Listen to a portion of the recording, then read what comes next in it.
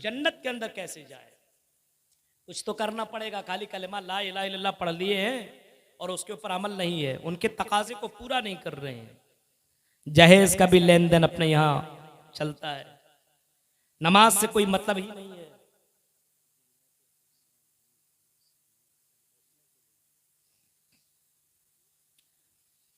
सामने भी बैठ सकते हैं, जिनको कुर्सियां नहीं मिल पा रही, आदमी सामने आकर के बिल्कुल बैठ सकते हैं, आप बैठ करके भी सुन सकते हैं। दोनों इंतजाम आपके सामने मौजूद है, कुर्सी का भी और या इधर भी खाली है और इधर भी। जो लोग पीछे खड़े हैं उनसे गुजारिश है कि सामने जगह है, आप लोग सुकून के साथ यहाँ आए और सामने बैठ जाएं। जो लोग पीछे खड़े हैं उनसे गुजारिश है, आप ए बच्चे आप लोग बैठ जाओ, बैठ जाओ। जो लोग पीछे खड़े हैं वो आगे आ जाएं। सामने बिल्कुल दरी लगी हुई है, दरी बिछी हुई है, इधर कुर्सी भी है, आप कुर्सी में भी बैठ सकते हैं, पीछे बिल्कुल खड़े ना रहें। तो मेरे भाइयों, अल्लाह के नबी जनाब मुहम्मदुर रसूलुल्लाह सल्लल्लाहु अलैहि वसल्लम ने अपने सहाबा को जहन्नम से डराया और लोगों को बताया अगर जन्नत में जाना है इत्तकुन्नार वलौ बिशिक्कि तमरिन, खजूर का एक टुकड़ा ही तुम अल्लाह के राह में दे करके अपने आप को अगर बचा सकते हो तो बचा लो। अल्लाह के नबी जनाब मुहम्मदुर रसूलुल्लाह से बाद सहाबा ने पूछा कि अल्लाह के नबी आप इतने जल्दी बूढ़े कैसे हो गए, बताइए। उस वक्त अल्लाह के नबी ने जवाब दिया था कि मुझे सूरह गाशिया ने, सूरह हक्का ने और जहन्नम की उन आयतों ने मुझे बूढ़ा कर दिया। तसव्वुर करिए, सोचिए,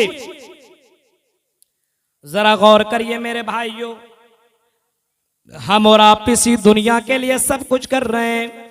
अल्लाह के नबी सल्लल्लाहु अलैहि वसल्लम कुरान की आयत की तिलावत कर रहे थे, अल्लाह को मुत्तकासुर हत्ता ज़ुरतुमुल मकाबिर कल्ला सौफ तअलमून सुम्मा कल्ला सौफ तअलमून। इस आयत को पढ़ रहे हैं और अल्लाह के नबी कहते हैं लोगों सुनो, आदम की औलाद अपने आप को बाकायदा यही कहता है कि मेरा माल माली माली, मेरा माल। ओ मेरे सहाबा, क्या तुम्हें मालूम है, क्या तुम जानते हो कि तुम्हारा माल क्या है? इब्ने आदम की औलाद का माल क्या है तुम जानते हो? सहाबा ने कहा अल्लाहु व रसूलुहु आलम, अल्लाह और उसके रसूल ज्यादा जानते हैं। अल्लाह के नबी जवाब देते हैं मा अकल तफाफ नहीं था, जिसको तुमने खा लिया पचा लिया वही तेरा माल है। ओ लोगों जरा सुनो, जो खा लिया आपने वही तेरा माल है। औ लबिस्तफा अब लईता, और जो तुमने पहन लिया और उसको बोसीदा कर लिया, जो कपड़ा आपने यूज कर लिया, जिस कपड़े को आपने पहन करके आपने फाड़ लिया, बोसीदा कर लिया, पुराना कर लिया, वही तेरा माल है। औ तसद्दक़ता फ़अमज़ैता, और जो तुमने माल अल्लाह के राह में खर्च कर लिया वही तेरा माल है। वो बैंक बैलेंस में जमा, बैंकों में अपने पैसा को जमा करने वालों, तिजोरियों में अपने जेवरात को भरने वालों और बैंकों में पैसा जमा करने वालों, वो तेरा माल नहीं है, वो तुम्हारा माल नहीं है, क्योंकि जब तुम मर जाओगे उस माल के ऊपर कोई और कब्जा जमा लेगा, कोई और कब्जा जमा लेगा। इस वजह से मेरे भाइयों, उस जिंदगी की फिक्र करने की कोशिश करो। सोचिए आप हमारी जिंदगी कैसे कट रही है। न नमाज की फिक्र, अल्लाह के नबी फरमाते हैं नमाज अस्सलातु मिफ्ताहुल जन्ना, ये नमाज जन्नत की कुंजी है। ये नमाज मर्दों के लिए, ये नमाज औरतों के लिए है, ये नमाज उलमा के लिए है, ये नमाज कॉलेजों में पढ़ने वाले लड़कों और लड़कियों के लिए है, यूनिवर्सिटियों में पढ़ने वाले लोगों के लिए है, डॉक्टरों के लिए भी है, जाहिलों के लिए भी ये नमाज, और ये नमाज जन्नत की कुंजी है। अल्लाह के नबी सल्लल्लाहु अलैहि वसल्लम फरमाते हैं क़यामत के दिन सबको जमा किया जाएगा और जमा करने के बाद अल्लाह ताला सबसे पहले इसी नमाज के बारे में पूछेगा। अव्वलु मा युहासबु बिल अब्द यौमल क़ियामति अस्सलाह, सबसे पहले नमाज के बारे में हिसाब होगा।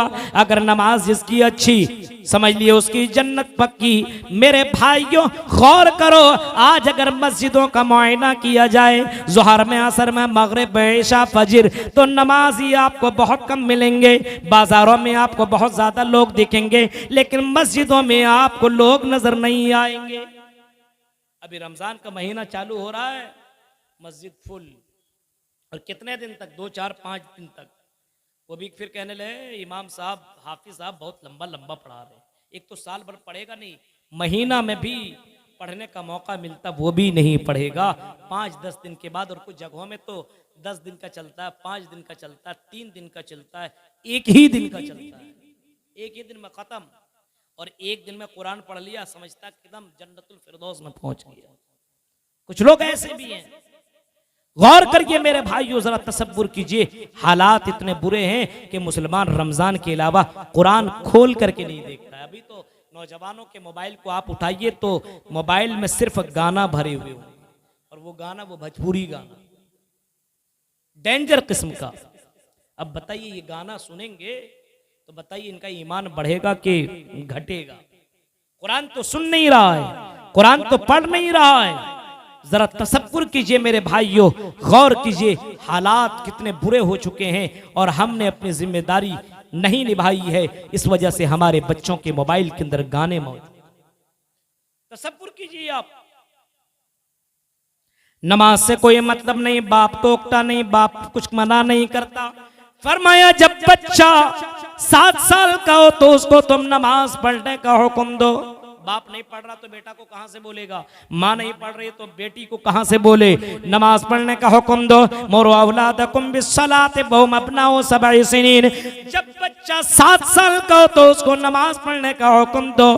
तुम नमाज पढ़ो तो अपने बेटे से बोलो कि ये नमाज पढ़, तुम भी पढ़ो, क्योंकि अल्लाह ताला ने हमें इसी इबादत के लिए पैदा किया है, हमें जिंदगी दी है, बेशुमार नेमतों से नवाजा है, इतनी नेमतें जिसको हम शुमार भी नहीं कर सकते। और मेरे बेटे चल, आई मेरे बेटे मेरी कदर तो करते हो, मैंने तुम्हारे लिए क्या किया? कुछ नहीं किया है। आई मेरे बेटे, अल्लाह ने जिंदगी दी, अल्लाह ने सब कुछ दिया है। आई मेरे बेटे चल नमाज पढ़ लेते हैं। अपने बेटे को ले जा करके आप नमाज का तरीका बताइए, उसको नमाज पढ़ना सिखाइए। औरतों को चाहिए अपने घर के अंदर अपने बेटियों को भी नमाजी बनाए, और अगर 10 साल के हो जाए, नमाज पढ़ने के लिए न जाए और नमाज न पढ़े तो उसको मार मार करके तुम नमाज पढ़ाओ।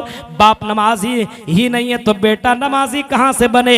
हमारे घर के अंदर दीनी माहौल कहां से पैदा हो? जन्नत में जाने वाला रास्ता को हमने रोका है। मेरे भाइयों, अल्लाह के नबी जनाब मोहम्मद रसूलुल्लाह फरमाते हैं, ये नमाज कयामत के दिन जन्नत में जाने का जरिया बन जाएगा।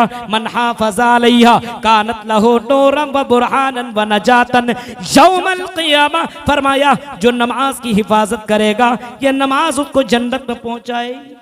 तसव्वुर कीजिए आप। लेकिन नमाज से कोसों दूर है हम। ज़ोहर, असर, मगरिब, इशा, शनिचर, इतवार, सोमवार, मंगल, बुध गायब, और जुम्मा के दिन टोपी कुर्ता पाजामा लगा करके पहुंच जाते हैं। ऐसा लगता बिल्कुल हम पक्के सच्चे मुसलमान हैं। धोखा दे रहा है मुसलमानों को भी, अपने आप को भी ये धोखा दे रहा है। अल्लाह को क्या धोखा देगा? खुद को धोखा दे रहा है। तसव्वुर कीजिए मेरे भाइयों, अंदाजा लगाइए, जन्नत में अगर जाना है तो नमाज की पाबंदी करो, अपने बच्चों को नमाज की पाबंदी करो। जहन्नम से बचना है तो नमाज की पाबंदी करो।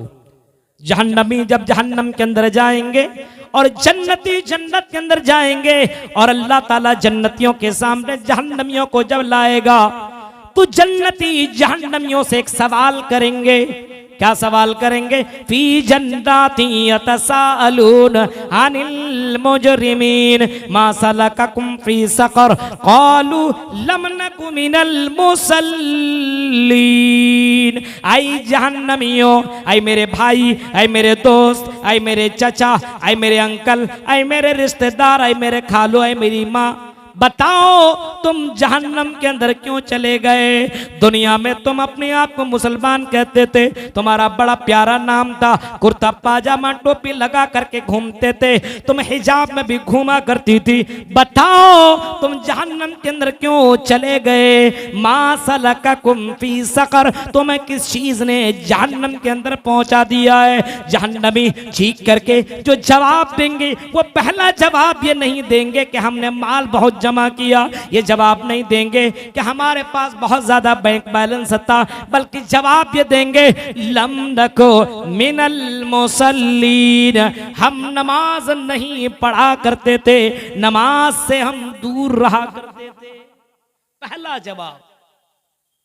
क्या ये नमाज मौलवियों के लिए सिर्फ है? गौर करो मेरे भाइयों, तसब्बुर करो, अल्लाह के नबी को ये नमाज इतनी ज्यादा पसंद थी, आपने फरमाया कुर्रतु आइनी फिस सलाह, ओ लोगों मेरी आंखों की ठंडक नमाज है। नमाज अल्लाह के नबी को बहुत ही ज्यादा पसंद, यहां तक कि आपने फरमाया अगर जंग भी हो रही हो, मैदान जंग के अंदर भी लोग दो जमात बना लें, आधी जमात जंग लड़े और आधी जमात नमाज अदा करें, उस वक्त भी नमाज माफ नहीं है। जब मैदान जंग के अंदर नमाज माफ नहीं है तो मेरे प्यारे साथियों, बाजारों में घूमने वालों, होटलों में बातें करने वालों, अपने घर के अंदर अपने फैमिली और बच्चों के साथ गप्पे मारने वालों, मोबाइल में जिंदगी काटने वालों, बताओ तुम्हारी ये नमाज कैसे माफ हो सकता है? इसी वजह से अल्लाह के नबी सल्लल्लाहु अलैहि वसल्लम के ऊपर जो कुरान की आयत उतरी है, कुरान कहता है जहन्नमी जवाब देंगे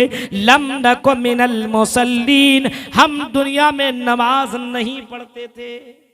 सोचिए मेरे भाई, जहन्नम में गया क्यों? बहुत बड़ी वजह नहीं है, जहन्नम में गया है इसी नमाज की वजह से। वलम नको नुतइमुल मिस्कीन, और हम मिस्कीनों को खाना नहीं खिलाया करते थे, यतीम और गरीबों की देख रेख नहीं करते थे।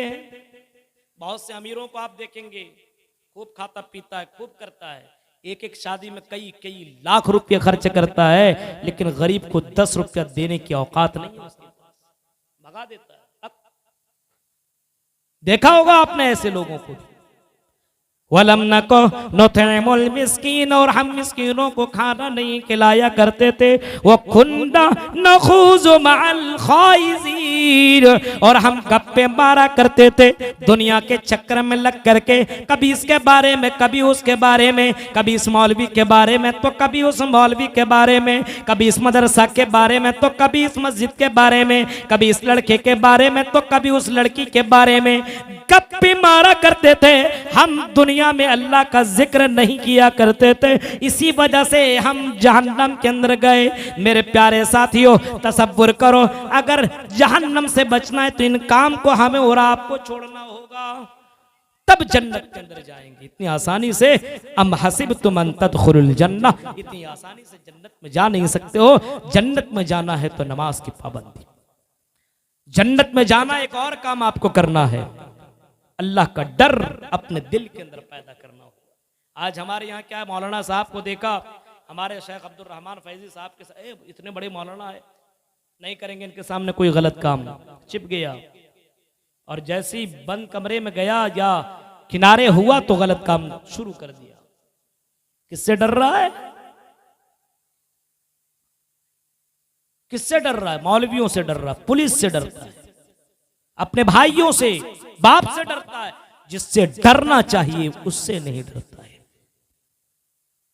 अल्लाह रब्बुल आलमीन से बंदा नहीं डर रहा है। बंद कमरे में गलत काम कर रहा है, बाजारों में जाकर के गलत काम करने वाले लोग मौजूद हैं, और जलसा जैसा पवित्र जगहों के अंदर भी ऐसे लोग मौजूद हुआ करते, तो जलसा सिर्फ इसी नीयत से आते हैं कि चलो जलसा के अंदर जरा एंजॉय करके, ऐसे भी लोग मौजूद हैं। गौर कीजिए मेरे भाइयों, तकवा नहीं है, खौफ इलाही नहीं है। नबी अकरम से पूछा गया, अल्लाह के नबी बताइए सबसे ज्यादा लोग जन्नत के अंदर जाएंगे तो किस वजह से जन्नत के अंदर जाएंगे? कौन सी चीज ऐसी होगी जिसके वजह से लोग जन्नत के अंदर जाएंगे। इमामुल अंबिया रहमतुल लिल आलमीन फरमाते हैं तक़वल्लाह व हुस्नुल खुल्क, अल्लाह का डर जिसके पास ज्यादा होगा और जिसके पास अच्छा अखलाक होगा, इन्हीं वजहों से लोग ज्यादातर जन्नत के अंदर जाएंगे। तकवा की वजह से लोग ज्यादातर जन्नत के अंदर जाएंगे। मेरे प्यारे साथियों, आज हमारे दिलों के अंदर अल्लाह का डर नहीं है। चोरी चोरी चुपके चुपके जहेज लेने वाले बहुत से लोग मौजूद हैं। किसी को मत बोलना कि मैंने इतना पैसा लिया है। चोरी चोरी चुपके चुपके जहेज लेने वाले बहुत से लोग आपको मिलेंगे। गलत काम करने वाले, चोरी चुपके करने वाले बहुत से लोग आपको मिलेंगे।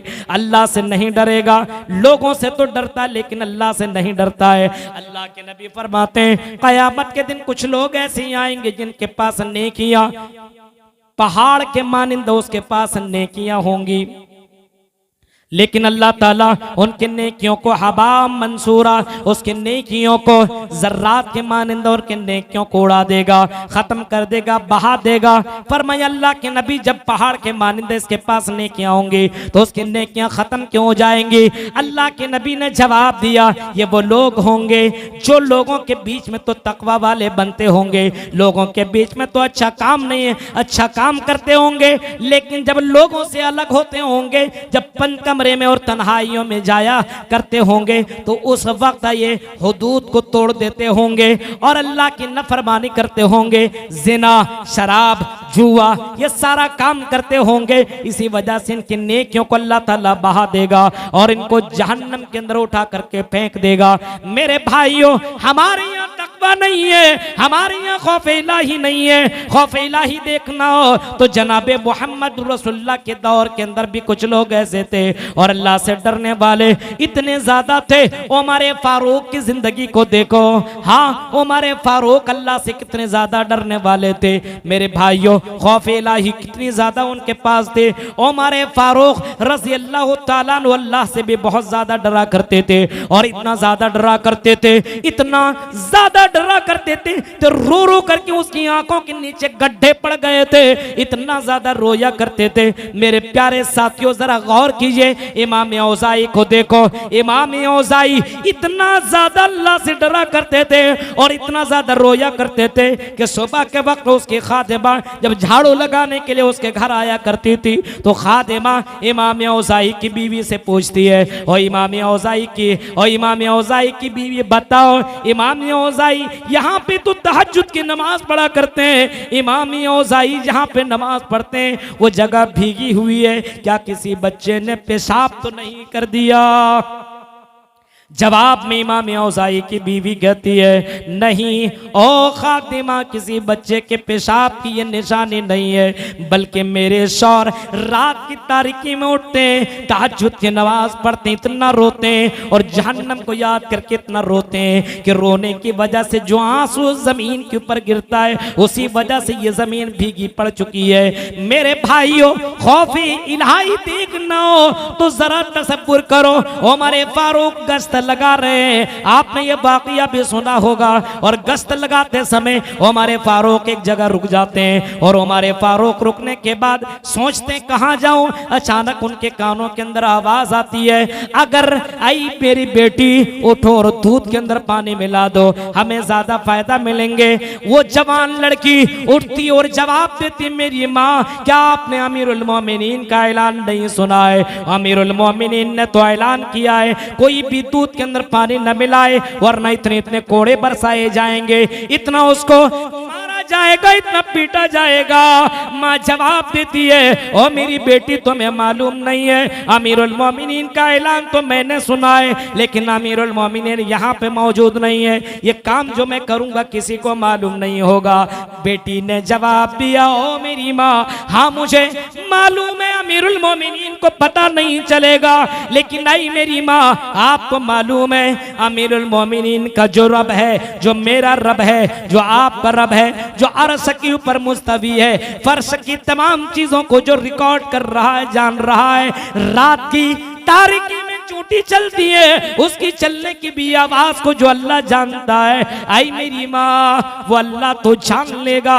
उस अल्लाह के सामने हम कौन सा चेहरा लेकर के जाएंगे? ये गलत काम करेंगे तो अल्लाह के सामने अपना कौन सा चेहरा ये है खौफ इलाही, है आज हमारे यहां। अगर ये खौफ इलाही समाज के अंदर पैदा हो जाए, इतने जलसे करने की जरूरत नहीं है।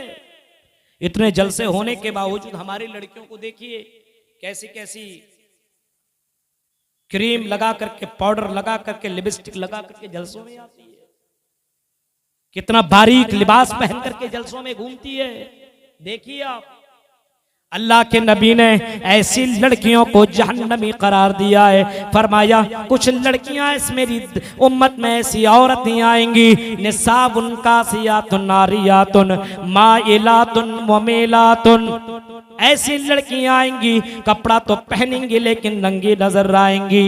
गौर करो, तसव्वुर करो, सोचिए आज हमारे यहाँ कैसे कैसे हिजाब निकल चुके हैं। कपड़ा पहनने वाली लड़कियां नंगे नजर आती है, इतना चुस्त ड्रेस पहनती है कि न देखने वाला भी उसकी तरफ देखने पे मजबूर हो जाए। इतना बारीक कपड़ा पहनती है कि अंदर का पूरा पूरा उतार चढ़ाव नजर आता है। फरमाया ऐसी लड़कियां आएंगी, माइलातुन, खुद माइल होने वालियां होंगी, ममेलातुन, अपनी तरफ माइल भी करेंगी।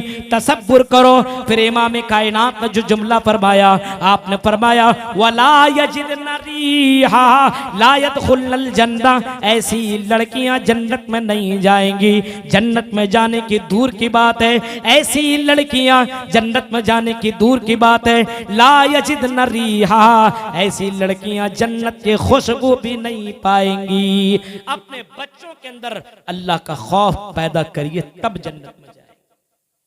खौफ इलाही हो तो आदमी हराम माल से भी अपने आप को बचाएगा। खौफ इलाही हो तो मेरे भाइयों नमाज छोड़ने के लिए कई मरतबा सोचेगा कि मुझे अल्लाह के पास जवाब देना होगा।